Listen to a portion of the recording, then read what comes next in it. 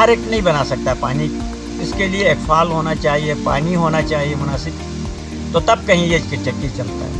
तो आपने देखा कि हमने चक्की के साथ हमने बिजली घर भी बनाया है। जब बाहर से बिजली चली जाती है तो हम अपने बिजली घर चलाते हैं। पन चक्की भी उस वक्त बना हुआ था जब मैं एक RSP में था, तो फिर पुराना जो भी उसका स्ट्रक्चर था तो वो उसको उखाड़ कर कोशिश किया कि ये खाने की चीज़ है तो इसमें मिट्टी न मिल जाए, तो इसको जो है ना ब्लॉक से हमने बनाया। पहले पत्थर का था, गारे का वो लगा हुआ था, उतार कर उठाकर हमने दोबारा प्लास्टर सीमेंट का किया। फिर अंदर से कुछ इसमें वो टेक्निकल कुछ चीज़ें चेंज की, उसको किस तरह से जो है ना जी आटे को पतला करना है, उसको मोटा करना है। ज़ाहिर है जानवरों के लिए मोटा करना पड़ता है, तो इंसान अपने रोटी पकाने के लिए तो वो पतला करना। फिर टेस्ट की भी बात है, कुछ ख़वातीन यहाँ की कहती है नहीं जी हमें बहुत ही पतला करके दे दें, कुछ कहती है नहीं ज़्यादा पतला की ज़रूरत नहीं है। अब हमें उन ख़वातीन का पता है, तो जब वो अपने तो हम आपने देखा है कि उसके ऊपर नाम लिखा हुआ आता है, उनका फ़ोन नंबर लिखा हुआ होता है। तो इसमें अगर मैं नहीं भी होता हूँ, वाइफ नहीं भी होती है, तो वो खुद भी आके उठा के ले जाते हैं। तो अभी हमारे पास यही 2 चक्की है, अपना एक टाइम पास होता है इसके साथ घर के अंदर, और एक शगुल होता है, लोगों से मिलना जुलना होता है।